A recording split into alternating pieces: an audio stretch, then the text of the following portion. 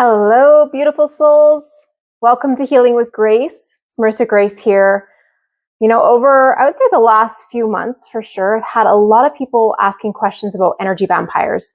So, for example, like people who drain your energy, your peace, sometimes even your sense of self. And with that, I've decided to create a series talking about energetic boundaries. So, protecting your nervous system, recognizing the patterns that many intuitive and empathic people tend to experience in their lives. Today's video will be the introduction to this series, basically what energetic vampires are, how to begin recognizing them, and how to start protecting your energy. And at the end of this video, I'll also be doing a tarot poll for the collective energy around boundaries and energetic protection. Right now, we're also moving through some very powerful collective energy. We're currently in Mercury retrograde, a time when communication patterns, relationship, past dynamics often come back up for reflection. And we're also approaching a new moon in Pisces, which I believe is on March 18th.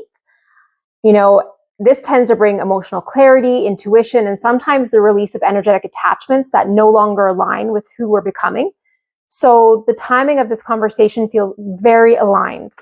Energetic vampires aren't always obvious. They aren't necessarily bad people, and they aren't always doing this consciously.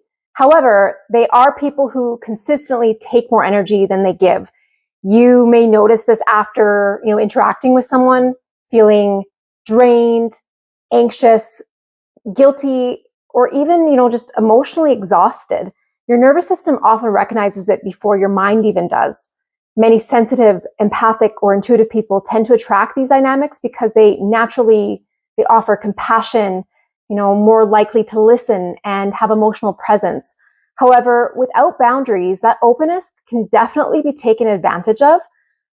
There are some archetypes that I want to introduce with this. So this series is going to explore several patterns I've seen over the years.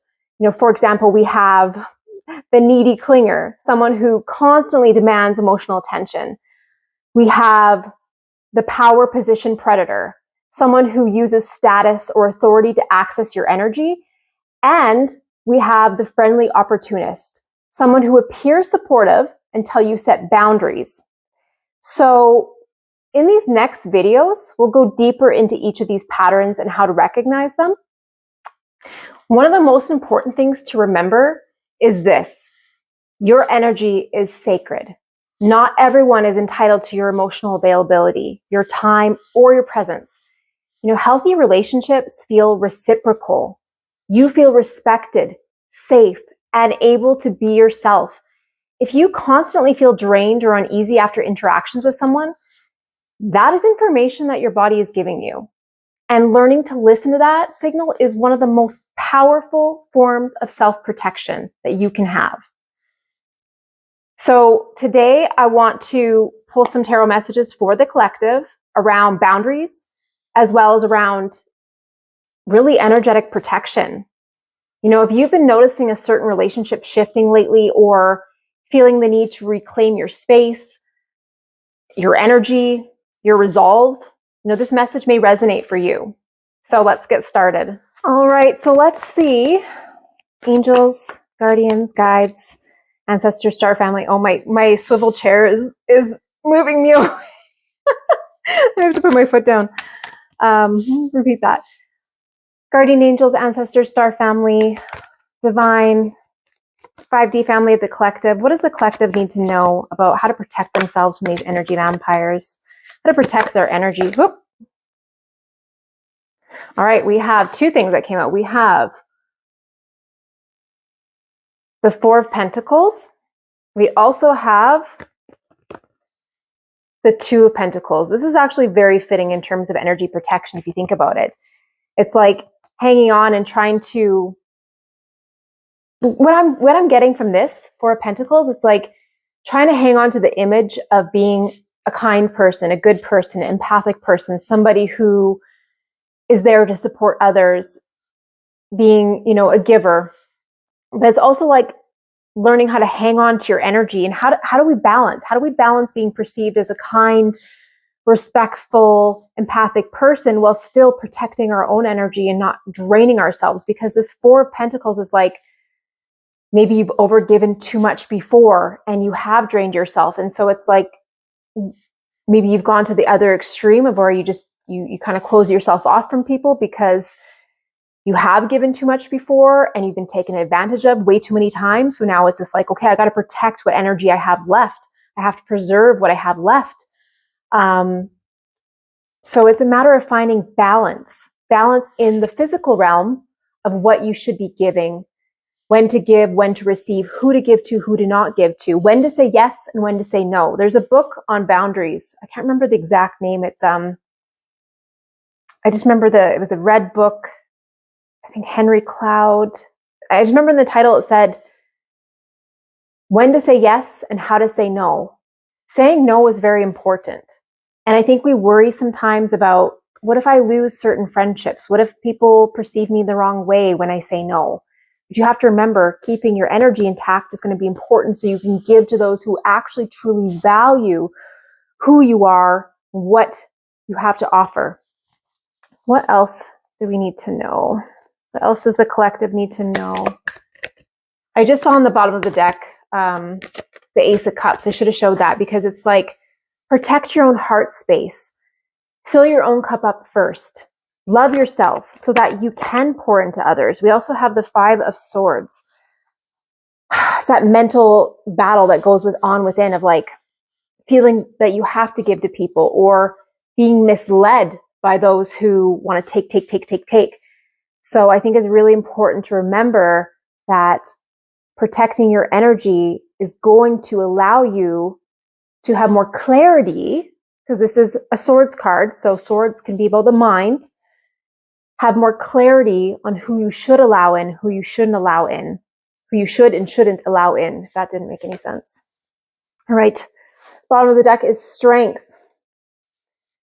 Having the strength and discernment to know what's best for you. Having the strength to say no. Having the strength to, not respond. I know I get a lot of messages on social media from all sorts of people, but especially from men. And, I'm not in a point or a place where I'm open to receiving certain energies because it has been an energetic drain on me. So I've had to put very strong boundaries in place and people have been offended by it. People have been angry about it. But at the end of the day, I'm the one who matters. And so having that grace with yourself, compassion towards yourself, and that inner strength is going to be really, really important and really, really imperative for you to protect your energy, protect basically your aura, And I think it's really important to call your energy back to you. So release the energy that doesn't belong to you, that could be keeping you out of alignment, whether that's through tapping, whether that's through meditation, whether that's through saging, whatever that is for protection, releasing the energies that don't belong to you, that are keeping you out of alignment, and calling your energy back to you. Literally say, I call all my energy back to me. And saying, I release any energy that's keeping me out of alignment with my higher self and the divine. Return it to where it came from. Saying that is so important on a daily basis, multiple times a day, especially after you interact with people. What else does the collective need to know? Any final advice for the collective on protecting their energy from energy vampires? Definitely going to be important to meditate. High Priestess just came out as I said that.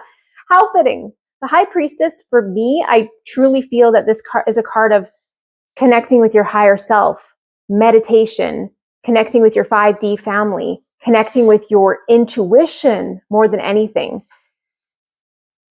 The High Priestess is all about balance, finding your balance within.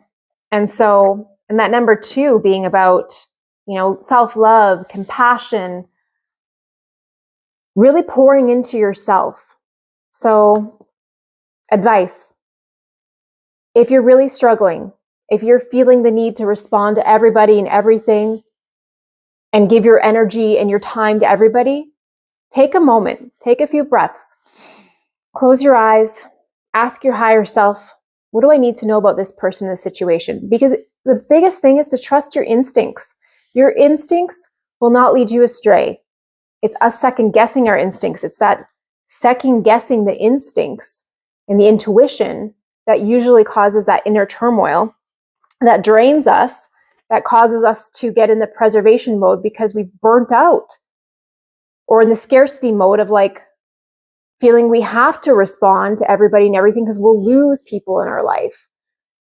You're not going to lose people in your life that matter if you're using your discernment and you're balancing out. 2-2. We got 2-2 here. Balancing out that energy and trusting that you are strong enough to say no when it really and truly matters. Let's wrap this up with the Angel Oracle message.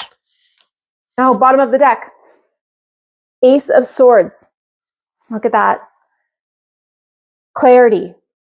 You know, I saw the Ace of Cups earlier, and now the Ace of Swords. Like, this is turning within versus looking for validation outside, external validation to be accepted because you need to be approval. Under that is the Ten of Swords. Let it go. Let it die. It's okay that people might not like you when you say no to them. That's their problem. That's not your problem. That is their problem, not a you problem. And having the clarity and the discernment to choose yourself, the best decision you'll ever make. Might be hard at first, but you have the strength within. So remember that. Okay, let's wrap this up with the Angel Oracle. I feel like I can go on and on and on, but this is going to be a series. So I'm sure we'll get a lot more messages in the months to come here. Angels, do we have a message for the collective about protecting their energy, spinning off of this reading that we just did? Breathe. Remember to breathe. Take deep breaths. Turn within. Take a few moments every day just to close your eyes. Breathe. What do we have here? 2 cards came out. 444 and 101. So 101, new beginnings. So whoever this is calling to, this is your message. New beginnings, which is very fitting with that Ace of Swords. Ace cards are about fresh start, starting over, new beginnings. And to have that, Ten of Swords at the bottom of the deck, it's completion. You're completing and you're starting anew. And underneath of that was the Sun. So fresh beginning. Sun is number 19, adds up to 10. 10 completion to start anew. We are in a 1 year right now. 1 year. 2026 adds up to 10, reduces to 1. 1 is that fresh new start, new beginning. I want to read this to you. So new beginnings, personal development, prioritizing creativity, a new phase in religion or spiritual quest. You're going through a spiritual You're going through a spiritual awakening, which can feel like the dark night of the soul.